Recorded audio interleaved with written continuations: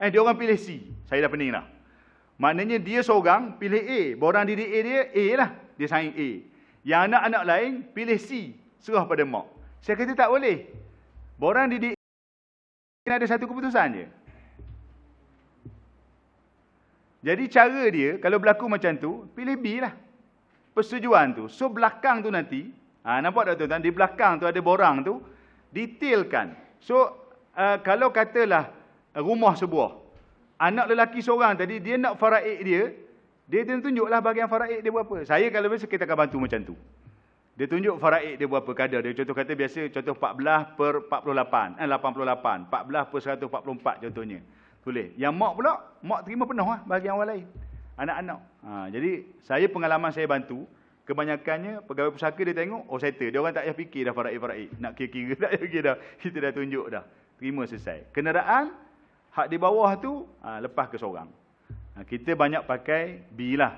Kecuali kalau semua harta, nak pakai C. Jadi jangan dia jadi bertembung. Waris ni nak macam ni. Waris ni nak macam ni. Jadi susah. Terang-terang tak faham juga. Terang-terang tak faham juga. Lepas tu dia hantarlah contoh borang didik A. Hantar-hantar saya tengok balik. Dah awak kata nak faraid mana? Tak ada nama pun. Kan? Lepas tu mak ada nama. Mak terima faraid. Yang adik-adik lain serah kepada seorang abang. Saya kata dah ni dah terbalik dah. Cerita lain, tertulis lain. Jadi payah tuan-tuan. Jadi kita kena faham ni. Kaedah mengisi borang didik A. Dan borang didik A ni setiap waris kena tanda tangan di pesuruh jaya sumpah atau magistrat. Di mana-mana sahaja. Ada juga yang tanya, Ustaz, alamat saya Terengganu. Boleh ke saya sign di pesuruh sumpah di Ipoh? Tak ada masalah. Boleh je. Kan? Takkan nak balik Terengganu pula tentang alamat SC Terengganu. Saya ingat tak ada korup pesuruh sumpah yang tolak. Tak tahulah tuan-tuan.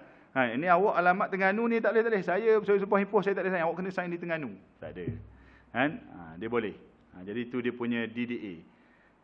DDA ni wakil kepada kita lah. Saya ada pengalaman sign DDA di India. Bukan saya lah, waris di India sign.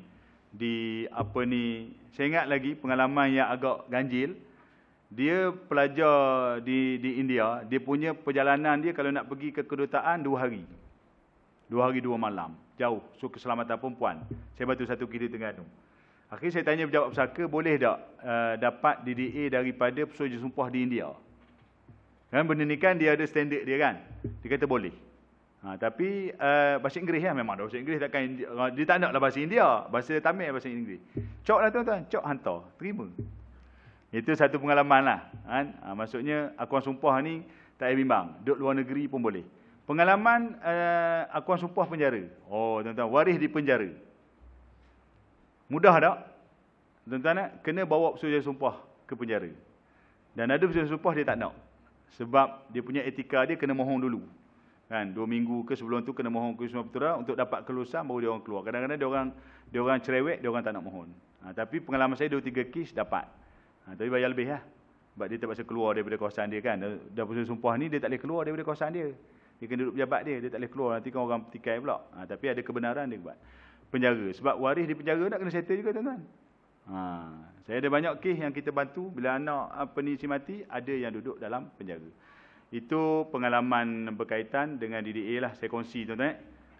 Ada last sebelum saya tutup. Ataupun ada soalan. Saya suruh berhenti lah, ada 10 minit. Saya suka kongsi yang ni. Penutup kepada buku saya lah. Okay. Saya suka kongsi. Ini tuan-tuan nak pakai lawyer, nak pakai agensi syarikat tu pulang lah. Cuma bukan semua orang begitu. Jadi kita suka share apa tindakan paling minima, paling komang sepanas sekali yang kita boleh buat lah. Sebab kita bekerja, kerja pejabat, kerja sekolah sebagainya. Dari sudut filing memang kita contoh mahir lah filing. Pejabat tu penuh file. Kan? Sekolah penuh file. Kan? Dulu zaman saya duduk PPD dulu pergi mantau file. Pendidikan Islam ada 13 file. Kan? Satu je ada isi, hal lain kosong semua. Tajuk je ada di luar. Pengalaman observe mantau kan. Jadi tuan-tuan, saya suka cadangkan fail faraid peribadi kita. Setiap orang ada. Kan? Yang anak-anak ni, bagi tahulah mak ayah tolong buat. Dalam fail faraid peribadi ni, masa hidup. Mati tak boleh buat dah tuan-tuan. Masa hidup, setiap orang sediakan. Fail faraid peribadi, Apa yang kita perlu isi dalam fail tu? Pertama, salinan kad penalan siap waris. Photostate lah. Kita ada anak duk mana apa semua kan. Photostate, minta dia orang photostate siap-siap. Ni nak balik raya haji ni, suruh bawa balik photostate IC. Kan? Tanya anak tu nak buat apa je, tak pernah nak bagi tanah. Kan? Khabar gitu je ke dia. Kan? Lepas tu dia tanya pula, bila nak bagi lama dah IC photostate? Dah, aku tak mati lagi. Tunggu aku mati dapat ah. Kita tahu gitu kan, nak bagi tanah kata. Photostate, simpan. Okey, itu IC. Kemudian salinan dokumen harta, geran-geran tanah macam saya cerita tadilah, pengalaman kita bantu geran tanah, hak share tanah bersyarikat dengan waris-waris lain tu, kita tak ada kopi. Kan? Ambil photostate, simpan. Kan? Okey, perjanjian jual beli, SMP dan sebagainya, geran kenderaan. Okey, salinan buku bank, hak ni berat tuan-tuan. Hak ni cukup-cukup mencabar. Kan? Saya ada pengalaman dengan rakan-rakan di bank dan sebagainya, memang dia orang tak boleh lepaskan penyata selepas mati. Kan? Itu dia punya peraturan ketat dia. Kecuali dapatkan dia minta surat kuasa. Bank pun di ayat dia minta surat kuasa. Surat kuasa ni perintah daripada Jawabsaka ataupun mahkamah atau ARB, nak dapat surat kuasa kena dapatkan penyata. Tak ada penyata nak dapat surat kuasa macam mana? Rupa-rupanya boleh. Lama pun boleh, tak ada masalah.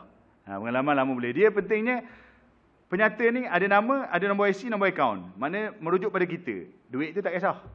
Nanti bila perintah keluar, bank akan keluar habis lah. Tak ada masalah. Jadi, balik pada dia sebut, dia tak akan keluarkan penyata tu tuan-tuan. Jadi susah. Okey, jadi bila susah, kita kena usaha sendiri. Sekarang, penyata. Waktu kata lama pun tak apa, simpan lah. Zaman ni pula, buku bank tak ada. Lepas tu bila tak ada buku bank, bank post penyata. Tak post dah sekarang ni. Semua jimat getah belaka. Semua naik harga belaka. Jadi kita kena online sendiri, print. Simpanlah tuan-tuan. Tu masukkan. Saya terlibat yang kata cerita surat kuasa tadi. Sebenarnya bukan surat kuasa. Dia pejabat pusaka ni, dia boleh keluarkan satu arahan kepada bank. Bila kita submit permohonan pusaka, dalam tu katakanlah akaun bank kita masuk dah, nama ada akaun my bank katakan. Nombor akaun ada tapi penyata tak ada. Duit tu kita buat anggaran-anggaran. Pejabat pusaka dia cek-cek dokumen tak lengkap, dia boleh keluarkan surat arahan ke pejabat pusaka. Untuk pejabat pusaka keluarkan arahan kepada bank untuk bank keluarkan penyata. Tu yang kata surat kuasa tu. Bank pun keluar penyata, hantar ke pejabat pusaka. Dia jangan melalui waris. Melalui waris dia tak nak terima tak. Saya pernah minta pusaka, kes di Melaka, dia orang hantar kepada waris. Minta pejabat pusaka kata arahan waris dapatkan penyata daripada bank sekian-sekian kan. Hantar ke bank, bank kata tak nak, kita nak surat pusaka kepada bank. Tu dia punya ketak dia kan. Macam-macam tuan-tuan. Tu kata punca kuasa. Tapi biasa tuan-tuan nak sebutlah. Dia tak sempat nak melayan. Macam saya sebut pejabat pusaka, satu daerah seorang yang jaga. Nak terima permohonan, nak register, nak masuk dalam fail, nak cek tarikh itu ni sebagainya kan. Tiba-tiba ada pula tugas nak kena buat surat pula. Kena pula datang, main satu permohonan, 5-6 keping penyata tak ada. Jenuh dia nak keluarkan surat arahan ke bank. Dia orang tak buat tuan-tuan. Pengalaman saya gitulah. Tapi mungkin ada sebahagian yang buat. Tapi maksudnya tindakan proaktif daripada kita sekarang. Print lah. Kalau rasa tu, mintalah anak-anak tolong bantu. Printkan penyata bank kita. Simpan, masuk fail. Itu sangat-sangat penting. Salinan dokumen harta-harta yang lain tu masukkan. Kalau ada, contoh mana tahulah kan, ada surat-surat perjanjian apa-apa dan sebagainya. Senarai hutang-hutang pun kita masukkan, supaya waris tahu. Kan? Pesanan pada waris boleh masuk tak tuan-tuan? Boleh. Pesanan ni wasiat. Tapi biar kita clear dulu lah hukum wasiat tu. Sebab dalam mazhab Syafi'i, kita nak pesan pada waris ni harus. Boleh lagi pesan. Mak kalau mak mati, tanah mak ni bagi ke anak perempuan ni lah, dia tak ada tanah lagi. Contoh. Kan? Tapi hukum dia bila mak mati, anak perempuan tu tak boleh dapat lagi. Kecuali waris lain setuju. So beramal dengan takharuh di situ. Ilmu tu kita kena share. Soal nak buat tu tak ada masalah. Tapi ramai hari ni orang buat pesanan wasiat, dia tak ada ilmu tu pasal tu. Dan diambil alih pula oleh ejen-ejen yang tak faham, tak ada ilmu ni pula, lagilah sesak barak tuan-tuan. Kan? Kita tak nak benda tu berlaku. Yang terakhir, struktur faraid peribadilah. Yang tu kalau tuan-tuan ada rujukan-rujukan tertentu, tolong kira lah. Kalau saya mati, faraid saya macam mana, isteri dapat berapa, anak dapat berapa, kita dah lengkap, dah siap. Kan? So, cuma satu je tak ada. Dalam ni tuan-tuan boleh sediakan semua. Hak tak ada, surat mati tuan-tuan je tak ada lagi dalam fail ni. Itu je tuan-tuan. Maknanya kita boleh buat benda ni. Kan? Ini antara benda-benda yang saya nak kongsi dengan tuan-tuan sekalian pada hari ini. Dan yang terakhir tuan-tuan, berapa kali akhir dah ni. Saya nak kongsi juga dari sudut kita bincang isu permohonan. Masa kita pun memang tak apa, rasanya saya habiskan dulu, nanti bersama Pius Said nanti kita buka persoalan lah. Okay? Untuk forum yang terakhir nanti. Tuan-tuan, kesimpulan yang saya boleh buat lah hari ini dalam masa 5 minit lagi. Bila kita bincang bab pengurusan ni sebenarnya, saya bagi pengurusan ni kepada dua skop ataupun dua kategori lah. Pertama, pengurusan masa hidup. Kita bukan nak fokus pengurusan lepas mati je. Pengurusan lepas mati tuan-tuan, kalau ada benda tak lengkap, akan sangkut. Waris kita dia ada benda yang dia tak mampu. Jadi pengurusan masa hidup tu penting. Kita sebagai tuan punya harta, pertama, kaedah kita cari dan kumpul harta. Sebab tu kata pastikan harta kita harta yang bersih, harta yang halal. Ya, dan cara kita kumpul harta tuan-tuan, kita banyak jumpa harta milik kita duduk atas nama orang lain. Tadi ada sahabat-sahabat yang tanya soalan kan, harta bagi ke cucu tapi duduk atas nama anak. Kan? Nenek tok mati, habis ke anak. Berpaling tak ada. Jadi kita tak nak benda tu tuan. Jadi soal kumpul harta, pemilikan tu biar clear.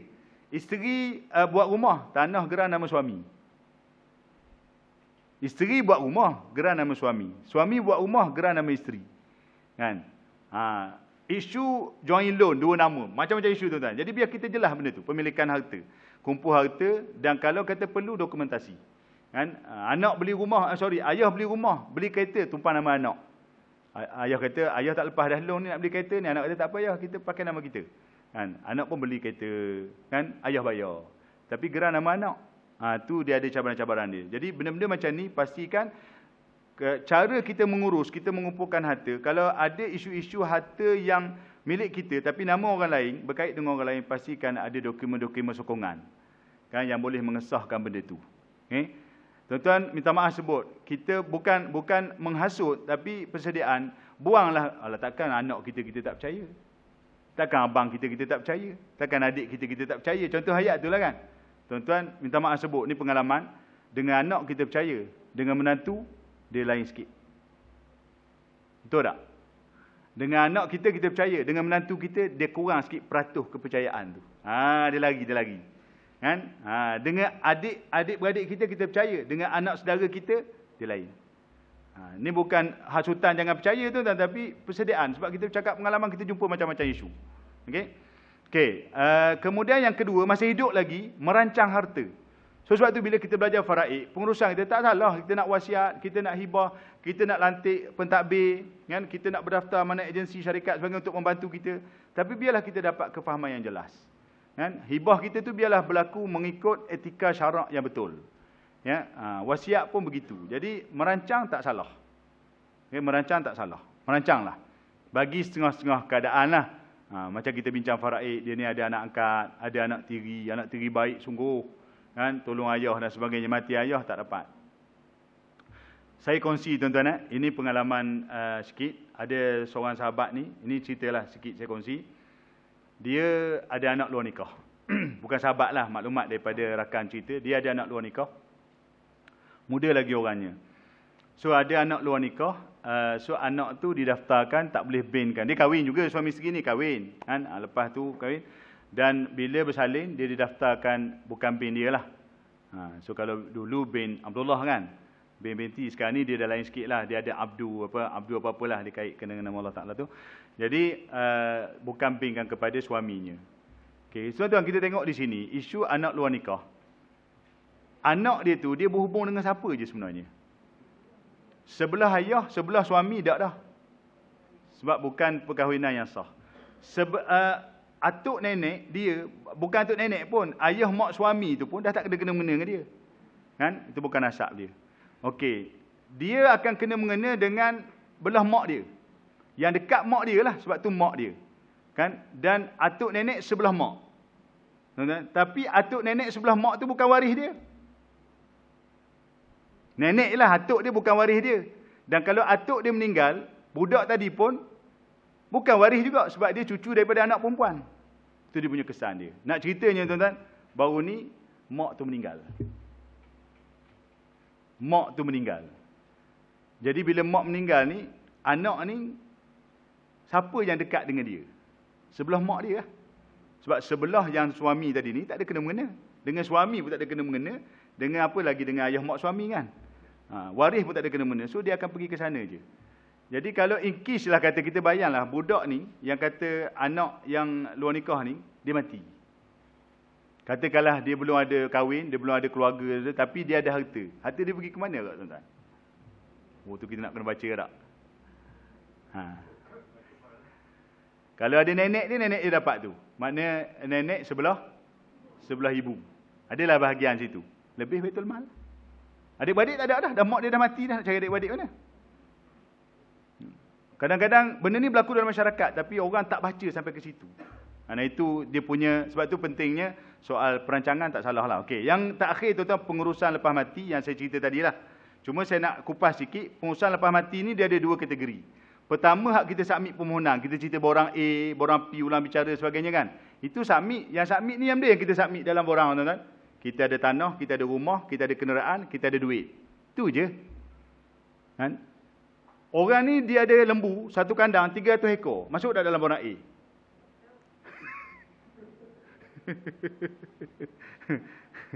Tiga 300 ekor lembu dia masuk orang A tuan-tuan. Mana ada masuk tuan-tuan? Jenuh nak senarai kalau masuk. Kan? Barang kemas dia banyak. Ada 200,000 nilai barang kemas. Si mati. Masuk tak tuan-tuan? Tak masuk. Jadi sebenarnya banyak lagi benda-benda ataupun duit yang KWSP keluar. 500,000 penama keluar. Masuk dalam borang A? Tak masuk. Ada orang tanya, Ustaz, duit KWSP dah keluar dah ni. Kan? Duduk dalam akaun saya ni. Nak kena tunggu submit, nak kena tunggu bicara dulu ke dah boleh bahagi ni? Saya kata bahagilah. Tunggu buat apa? Settle lah hutang-hutang sebagainya tu. Okey, jadi tuan-tuan, ada yang kita kena urus secara sendiri, saya kata. Tidak melalui permohonan. So, bila urus sendiri inilah, dia sangat-sangat berisiko. Sebab tu kita perlu kepada orang yang betul-betul ada kemahiran yang boleh bagi nasihat. So, Alhamdulillah, contoh di Ipoh kita ada Piu Said. Kan? Kena kat telefon dia. Tapi itulah masalah dia, kalau telefon dia kat, dia pas ke saya. Ustaz Said bagi nombor, Piu Said bagi nombor. Letih pula, dia main jual nama kita pula. Okey. Jadi kita ada tuan-tuan insya-Allah. Jadi insya-Allah tuan-tuan, saya soal urus sendiri itu cabaran dia agak besar. Jadi saya nak sebut tuan-tuan, kita carilah pihak-pihak yang boleh kita percayai dalam pengurusan harta pusaka ini, dan saya tak ada masalah, saya juga bersedia. Buku saya ni memang dah siap ada nombor telefon di belakang ni. Kan? Cuma hari ni 2 hari semalam orang telefon memang saya tak jawab lah. Hari ni pun tak menjawab. Memang saya offkan terus. Jadi tuan-tuan, sekadar itulah apa yang sempat saya kongsi. InsyaAllah kita buka soal jawab dalam penutup kita lah. Forum bersama dengan Piu Said nanti. Kalau ada persoalan-persoalan yang berbangkit. Sebab masa kita pun agak terbatas. Jadi saya nak buka soalan terus pun takut tak sempat apa yang kita nak sampaikan.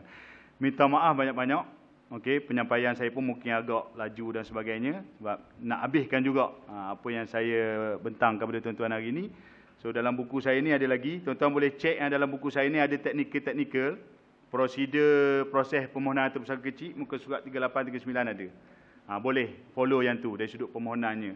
Saya minta maaf kalau ada kekurangan dan kelemahan sepanjang dua slot saya berkongsi dan menjawab persoalan-persoalan. Saya kongsi seperti saya sebut tadi apa yang saya tahu dari sudut pengalaman saya.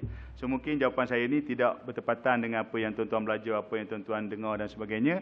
Saya mohon banyak-banyak kemaafan. Yang kita dengar hari ni, kita buatlah penilaian terbaik. So yang baik itu kita ambil, yang agak kurang-kurang tu tuan-tuan abaikanlah. Kan? Dan kita sama-sama berdoa mudah-mudahan kita semua dipermudahkan urusan untuk kita memahami ilmu ini dengan sebaiknya dan membantulah urusan-urusan pusaka ataupun menyelesaikan urusan pusaka yang lama. Wallahu a'lam. Aqulu qouli hadza astaghfirullah al-azim li wa lakum. Wassalamualaikum warahmatullahi wabarakatuh. Buku ni kalau ada siapa nak bawa balik ke cucu cicit ke apa semua, ada lagi dengan saya lah. Harga dia 10 riyal ni buku saya ni. Selain daripada yang tuan-tuan dapat di sinilah. InsyaAllah untuk slot yang seterusnya, yang itu slot yang keempat, dijemput Al-Fadhil Piu Said untuk berada di pentas untuk kita sama-sama bual bicara bersama panel kita insyaAllah.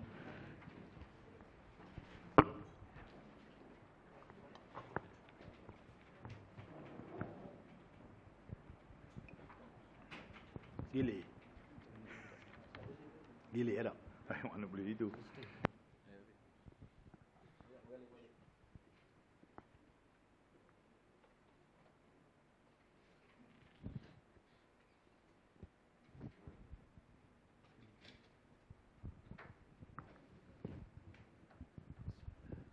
Bismillahirrahmanirrahim. Alhamdulillah nahmaduhu wa nasta'inuhu wa nastahdihi wa nastaghfiruhu wa natubu ilayhi wa natawakkalu alayh. Ya Rabbana lakal hamdu kama yanbaghi li jalali wajhikal karim wa azim sultanik. Wa la hawla wa la quwwata illa billahil aliyyil azim wa la hawla wa la quwwata illa billahil aliyyil azim. Jadi saya kira terlalu banyak apa yang diberikan oleh Fadil Ustaz Qusairi kepada kita pada sepanjang 2 slot yang telah diberikan kepada beliau. Dan saya tahu mungkin ada juga yang masih lagi mungkin tertanya-tanyalah, khususnya kepada yang mungkin baru dalam bidang ini ataupun yang mungkin tak pernah menempuhi apa yang kita sebut sebagai pengurusan pusaka. Jadi sudut teori itu mungkin kita boleh belajar, tapi di sudut pengurusan ni memerlukan kepada penekunan lah. Jadi selalu juga Ustaz Qusairi minta saya buat, tapi saya sampai sudah tak buat dalam bab pengurusan pusaka ni. Hatta al-an, sampai sekarang.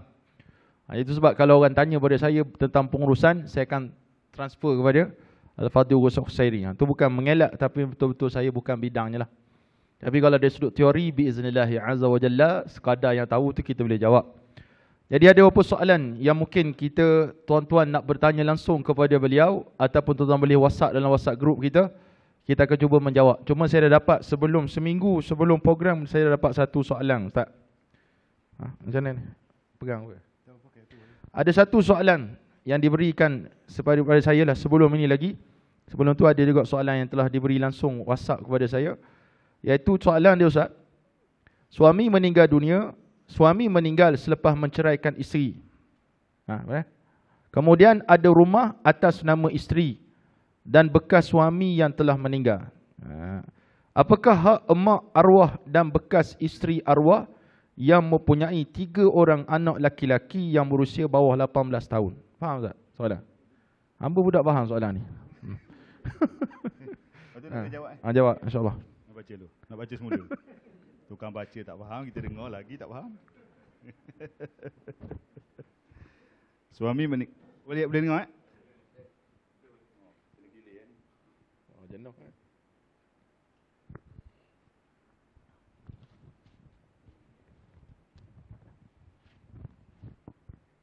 Baik, suami, bismillahirrahmanirrahim. Okey, saya jawab terus persoalan kita. Suami meninggal selepas menceraikan isteri. Ada rumah atas nama isteri dan bekas suami yang telah meninggal. Okey. Rumah 2 nama lah ni. Okey, nama isteri pun ada, nama si mati pun ada. Apakah hak mak arwah? Mak suami dan bekas isteri arwah yang mempunyai 3 orang anak lelaki yang berusia bawah 18 tahun. Okey, so di sini kita tengok di sini pertama kita tengok menceraikan isteri itu, so dah habis iddah atau belum? Cerai-cerai lah, kena cek di situ. Kalau dah habis iddah, so habis lah, tak ada hubungan apa-apa. Tapi kalau masih stay dalam iddah, so masih suami isteri. Jadi isteri itu ada hak sebab masih dalam iddah raj'iyah tu. Jadi isteri itu ada hak macam biasalah, hak faraid dia 1/8. Kemudian mak si mati memang ada hak lah 1/6 dan selebih itu pergi anak-anak. Tetapi kalau sekiranya dah habis iddah, so hubungan suami isteri dah terputus, masa tidak ada hubungan, jadi oleh kerana rumah tu ada 2 nama.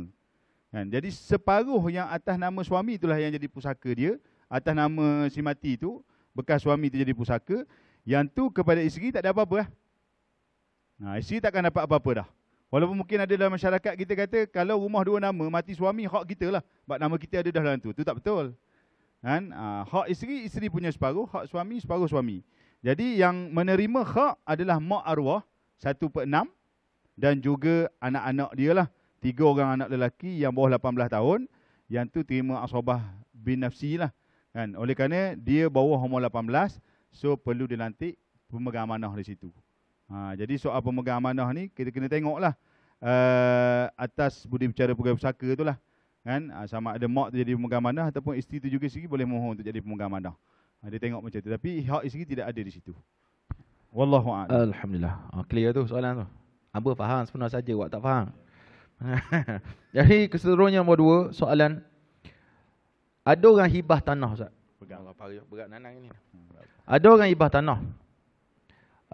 Dia bagi pada adik-beradik dia ni tanah A, satu lot. Kebetulan tanah yang ketiga tu ada rumah atas dia. Bila adik-beradik yang lain dapat tanah kosong, tiba yang nombor 3 tu dapat tanah ada rumah, adakah rumah itu pusaka ataupun automatically bila bagi tanah tu masuk sekali dengan rumah dia? Okey. Terima kasih. Soalan payah pula ke dia beri. Baik tuan-tuan, persoalan hibah. Okey. Hibah ni hadiah masa hidup lah. So kaedah dia hibah tu tak kisahlah sama ada dia dah pindah milik, transfer terus ataupun dokumentasi ke tak kisah. Yang penting kita kata hibah. So sekarang ni ada 3 lot tanah. Ada 3 orang anak. 1 lot ada rumah. 2 lagi tu kosong. So dia hibahkan. Kita kata senang, kita kata hibah tu lengkap lah. Akad, rukun semua dah lengkap, komplit. So jadi milik penerima hibah. So isu sekarang ni, kalau betul-betul dia bagi dan kepada anak pertama tanah kosong, kedua tanah kosong, ketiga tanah ada rumah, kan? Bagi pada anak dan anak terima. Dan memang yang bagi kepada anak yang ketiga tu pun bukan tanah saja, dia bagi dengan rumah sekali. So clear lah tu. Itu adalah milik masing-masing, kan? Tu tak ada masalah lah. Kan? Cumanya di sini kita nampak dia kesan yang berlaku terutama lepas kematian. Dia punya dakwaan daripada waris lain tu yang kata, takkan kau dapat rumah? Kan? Jadi contohnya kata kami dapat tanah kosong. Kan? Jadi ada dakwaan-dakwaan yang sebalik itu jadi payah. Contoh kata ayah hibahkan tanah je, rumah ni kena bagi ya. Kan? Nak bagi rumah macam mana? Jadi nak bagi rumah tak dapat tidak, yang ketiga tadi kena bayar. Jadi benda tu dia berlaku sebab tidak ada satu pengesahan awal. Faham tak tuan-tuan? Tidak ada satu penegasan awal semasa hibah tu berlaku. Hatta berlaku pindah milik pun masih ada pertikaian. Sebab tu kita nak ambil, pada saya sebenarnya, pada zahir, kalau jelas hibah tu, so rumah tu dah bukan pusaka. Selesai milik yang ketiga. Jadi kita nak benda tu selesai dengan baik, biarlah masa hidup ni kalau kita buat, bagi clear. Ni ayah hibah kau ni tanah kosong. Kan? Sebab kau sendiri dah ada rumah. Okey, anak kata setuju. Yang ni pula nombor 2 kosong juga. Kan, tapi tanah luas sikit dia kata, 1-2. Yang ni ayah hibah ke adik ni dia tak ada rumah lagi. Ayah hibah tanah ni dengan rumah sekali. Anak-anak lain tahu, setuju, faham dan sebagainya. Kan? Dan clear. Kalau kata ada hitam putih dokumentasi bagi lengkap, saya lebih suka macam tu. Kan? Anak-anak sendiri, paling simple tuan-tuan.